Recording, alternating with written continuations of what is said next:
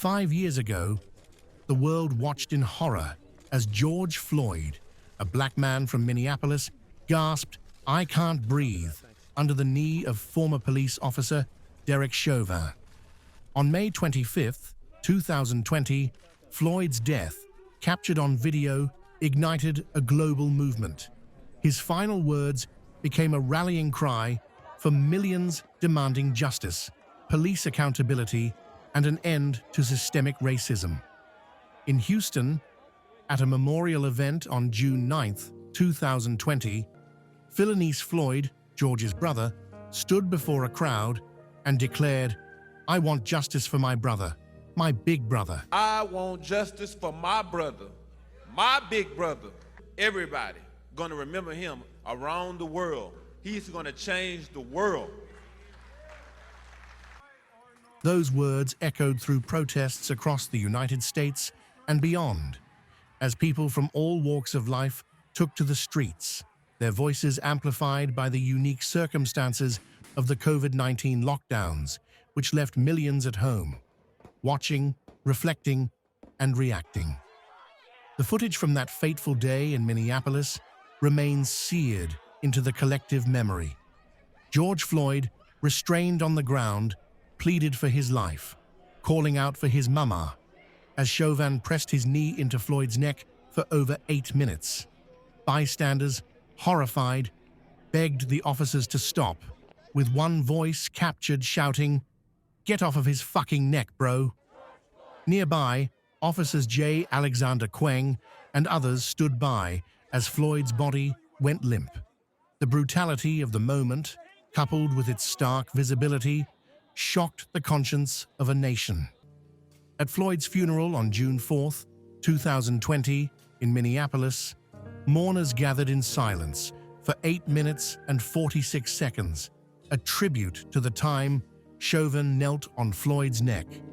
A painting of Floyd loomed over the service, a symbol of loss and a call for change, as attendees embraced and bowed their heads in grief. The protests that followed were unprecedented in scale and intensity. In Minneapolis, on May 28, 2020, night fell over a burning police precinct as demonstrators chanted and raised their hands, their anger spilling into the streets. In New York, on May 25, 2021, thousands crossed bridges in solidarity, their footsteps a testament to the movement's reach. In Washington, D.C., on May 31, 2020, protesters gathered outside the White House, some raising middle fingers in defiance, only to face police with shields who charged forward, knocking demonstrators to the ground. The next day, on June 1, 2020, then President Donald Trump walked across Lafayette Square, flanked by Secret Service and military personnel, to pose in front of St. John's Church, holding a Bible aloft as reporters questioned, "Is that your Bible?" To which he replied, "It's a Bible." The image, set against the boarded-up church, became a flashpoint, especially after Trump's tweet on May 29, 2020, calling protesters thugs and warning, "When the looting starts, the shooting starts," a post flagged by Twitter for glorifying violence. The Black Lives Matter movement, galvanized by Floyd's death, forced a reckoning. Dr. Nadia Brown, a professor of government at Georgetown University, reflected on May 17, 2025, saying, "George Floyd was a catalyst for change and recognition. What was made apparent from his killing was that there was rampant, racialized violence that was happening at the hands of police officers." So George Floyd was a catalyst for change and recognition. And so what made apparent from his killing was that there was rampant racialized violence that was happening at the hands of police officers, and that there were so many Americans who I think really didn't see this as a systemic issue until after he was killed by Derek Chauvin.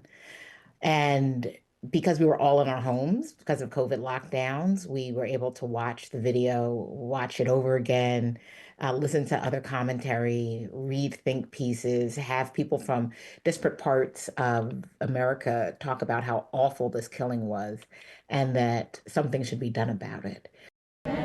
In Williamsburg, Virginia, on May 21st, 2025, Professor Jamal K. Donner of William and Mary University added, "It was beautiful to see all Americans come out and recognize what the murder of George Floyd meant." It was beautiful to see all Americans come out and recognize, what the murder of George Floyd meant to not just his family, but to us as a country. I think it was the first time that a lot of Americans were able to see, like, my Black friends and family members, weren't exaggerating when they talk about the unfair and desperate treatment, desperate impact in terms of policing in the United States. 5 years later, the hope of 2020 has collided with stark setbacks. The George Floyd Justice in Policing Act, introduced in 2021 to curb aggressive policing tactics and racial bias, has stalled in Congress, emblematic of broader failures to enact systemic reform. Corporate America, once vocal in pledging millions to address racial inequity, has retreated. Diversity, equity, and inclusion (DEI) programs, once championed, are now under attack.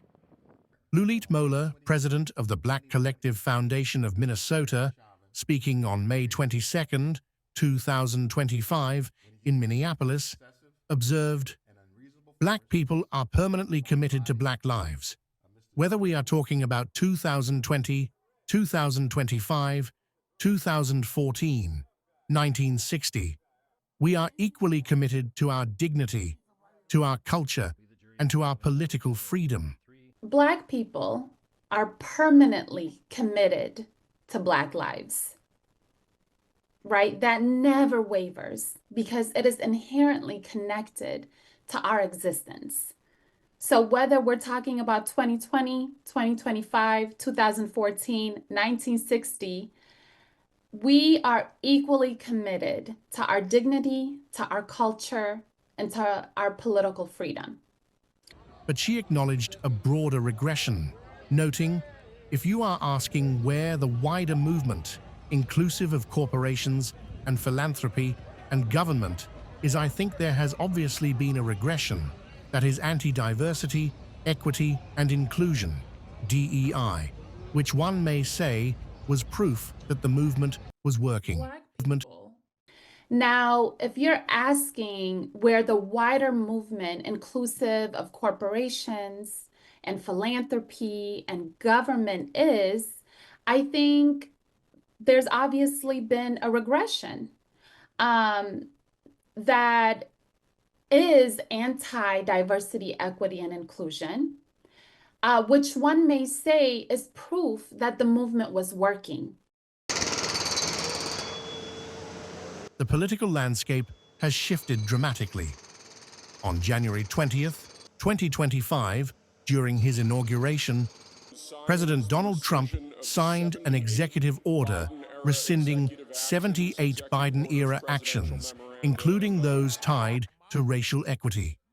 He declared, "This week, I will also end the government policy of trying to socially engineer race and gender into every aspect of public and private life."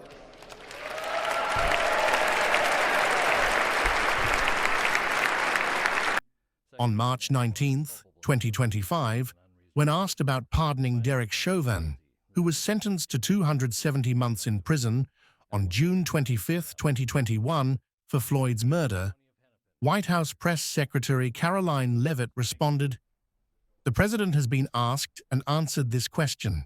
He said it's not something he's considering at this time."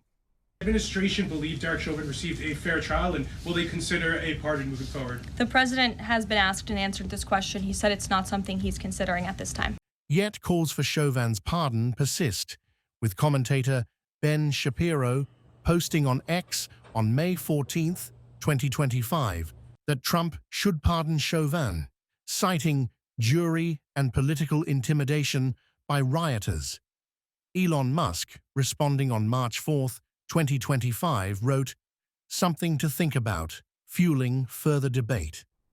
The Department of Justice, under Trump's administration, announced on May 21, 2025, the end of Biden-era investigations into police departments in Minneapolis, Louisville, and other cities, calling them overbroad and driven by unelected and unaccountable bureaucrats, often with an anti-police agenda.